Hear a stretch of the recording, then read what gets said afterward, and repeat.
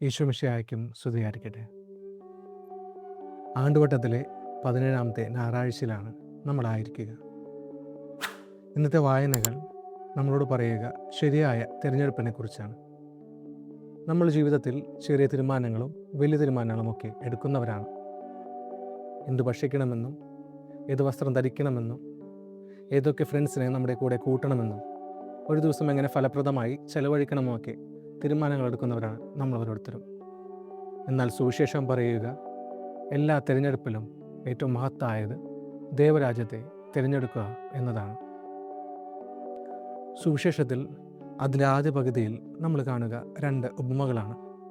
വയലിൽ ഒളിഞ്ഞു കിടക്കുന്ന നിധി, 2 വിലയേറിയ രത്നം. വചനം വളരെ വ്യക്തമായി പരാമർശിക്കുന്നുണ്ട്. സന്തോഷത്തോടെയാണ് അവർ കൈവശമുള്ളത് വിറ്റതെന്ന്. അവർ നേടാൻ പോകുന്നത് നഷ്ടപ്പെടുത്തുന്നതിനേക്കാൾ വിലയേറിയ ഒന്നാണെന്ന് അവർ മനസ്സിലാക്കുന്നുണ്ട്.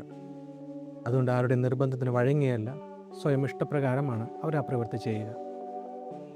പ്രിയപ്പെട്ടവരെ, പലപ്പോഴും ക്രിസ്തീയ ജീവിതത്തെ നമ്മൾ നിർവചിക്കുക അല്ലെങ്കിൽ വ്യാഖ്യാനിക്കുക ഒരു നെഗറ്റീവ് സെൻസിലാണ്. പോസിറ്റീവായിട്ട് നമ്മൾ എപ്പോഴും വ്യാഖ്യാനിക്കാറില്ല.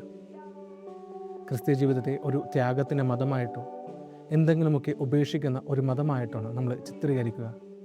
എന്തുകൊണ്ട് ഈ ക്രിസ്തീയ മതത്തെ വിലയേറിയ അമൂല്യമായിട്ടുള്ള ഒരു മതമായി നമ്മൾ കാണുന്നില്ല? ഒരു ക്രിസ്ത്യാനി എന്ന് പറയുന്നത് ഒരു അമൂല്യമായിട്ടുള്ളൊരു കാര്യമായിട്ട് നമ്മൾ കാണുന്നില്ല. വളർന്നു വരുന്ന ഒരു കുട്ടിയെ നമുക്കെടുക്കാം.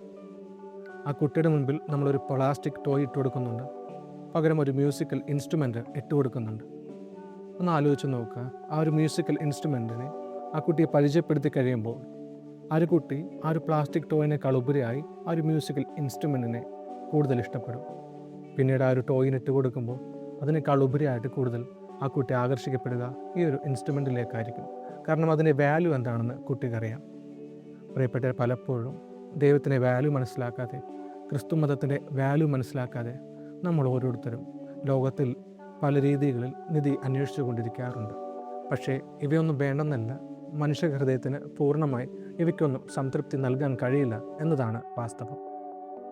ഞങ്ങളുടെ സെൻറ്റ് ജോസഫ് മൈനർ സെമിനാരിയിൽ ചാപ്പലിലേക്ക്, അതായത് സെമിനാറിനുള്ളിൽ തന്നെയുള്ള കൊച്ചു പള്ളിയിലേക്ക് പോകുന്ന ആ ഒരു സ്റ്റെയർ കേസിൽ വളരെ ബിഗ് ഫ്രെയിമിൽ ഈശോൻ്റെ ഒരു പുഞ്ചിരിക്കുന്നൊരു മുഖമുണ്ട്. അതിനിടയിൽ ഇപ്രകാരമാണ് എഴുതി വെച്ചിരിക്കുക: നിങ്ങൾ തേടുന്ന സന്തോഷത്തിൻ്റെ പേര് ക്രിസ്തു എന്നായിരിക്കട്ടെ. പ്രിയപ്പെട്ടവരെ, അതൊരു ഓർമ്മപ്പെടുത്തലാണ്. നമ്മുടെ ജീവിതത്തിലെ അമൂല്യനിധി, നമ്മൾ ഈ ലോകത്ത് തേടുന്ന നിധി എന്ന് പറയുന്നത് ക്രിസ്തുവായി തീരേണ്ടതെന്ന ഒരു ഓർമ്മപ്പെടുത്തൽ. ആദ്യ വായനയിൽ നമ്മൾ സോളമൻ രാജാവിനെ കാണുന്നുണ്ട്. കർത്താവ് അവനോട് ചോദിക്കുന്നുണ്ട്, നിനക്ക് എന്താണ് വേണ്ടതെന്ന്. അവിടെ സോളമൻ കറക്റ്റായിട്ടൊരു ചോയ്സ്, ഒരു തീരുമാനം നടത്തുന്നുണ്ട്.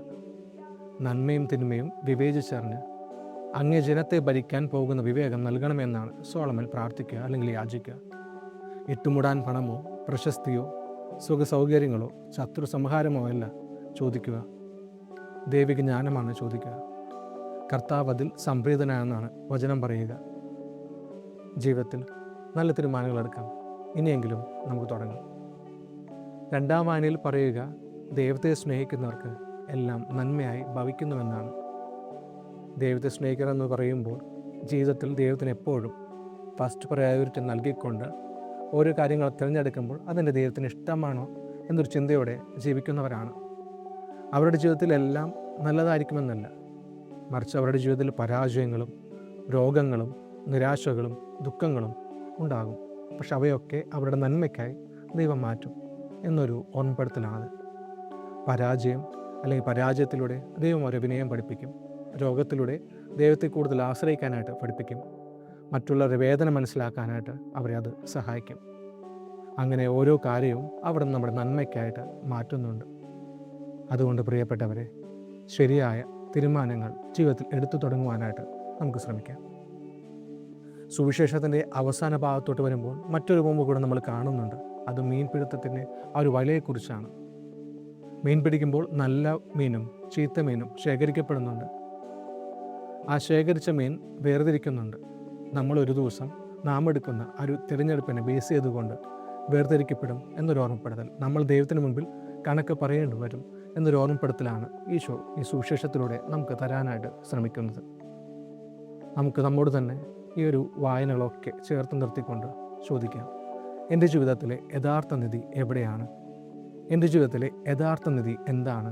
ക്രിസ്തു എന്ന ആ നിധിയെ മനസ്സിലാക്കാനായിട്ട്, കണ്ടെത്തുവാനായിട്ട് എനിക്ക് സാധിക്കുന്നുണ്ടോ? എൻ്റെ ചിന്തകൾ, പ്രയത്നങ്ങൾ, ഏറ്റവും കൂടുതൽ ഞാൻ ചെലവഴിക്കുന്നത് ഇതൊക്കെ എവിടെയാണെന്നൊന്ന് ചിന്തിച്ചു നോക്കുക. അവിടെയായിരിക്കും നമ്മുടെ നിക്ഷേപവും ഹൃദയവും, അതായിരിക്കും നമ്മുടെ യഥാർത്ഥ നിധിയും. പ്രിയപ്പെട്ടവരെ, ആ യഥാർത്ഥ നിധി ക്രിസ്തുവാണോ എന്നൊന്ന് ചിന്തിച്ചു നോക്കാം. യഥാർത്ഥ നിധിയായ ക്രിസ്തുവിനെ മനസ്സിലാക്കാതെ നഷ്ടപ്പെടുത്തിയിട്ടുണ്ടെങ്കിൽ അത് വീണ്ടും കണ്ടെത്താനുള്ള ദിവസമാണ് ഇന്ന്. കഴിഞ്ഞു പോയ കാര്യങ്ങൾ മാറ്റാനായിട്ട് നമുക്ക് കഴിയില്ല. വരാനിരിക്കുന്ന കാര്യങ്ങളിൽ ചില മാറ്റങ്ങൾ സൃഷ്ടിക്കാൻ നമുക്ക് സാധിക്കും. ബ്രിട്ടീഷ് എഴുത്തുകാരനും ചിന്തകനുമായ C.S. ലൂയിസിൻ്റെ മനോഹരമായിട്ടുള്ള വാക്കുകളുണ്ട്. നിങ്ങൾക്ക് തുടക്കം പിന്നോട്ട് പോയി മാറ്റാൻ കഴിയില്ല, എന്നാൽ ഇപ്പോൾ നിങ്ങൾ ആയിരിക്കുന്നിടത്ത് നിന്ന് അവസാനം മാറ്റി എഴുതുവാനായിട്ട് നിങ്ങൾക്ക് കഴിയും. പ്രിയപ്പെട്ടവരെ, ഇനിയുള്ള നമ്മുടെ തീരുമാനങ്ങൾ അല്ലെങ്കിൽ തിരഞ്ഞെടുപ്പുകൾ ദൈവത്തിന് ഇഷ്ടപ്പെട്ട രീതിയിൽ ആയിരിക്കട്ടെ. സോളമൻ രാജാവ് ചോദിച്ചതുപോലെ നന്മയും തിന്മയും വിവേചിച്ചറിയാനും അവിടുത്തെ ജനത്തിനെ നയിക്കാൻ വേണ്ട കൃപയും ബോധവും നൽകണമെന്ന പ്രാർത്ഥനയോടെ ഒരു ജ്ഞാനത്തിനും ധൈര്യത്തിനായും ഇന്നത്തെ ഞായറാഴ്ച നമുക്ക് ദൈവത്തോട് പ്രത്യേകമായിട്ട് പ്രാർത്ഥിക്കാം. എല്ലാവർക്കും നല്ലൊരു സുദിനം നേരുന്നു. നന്ദി.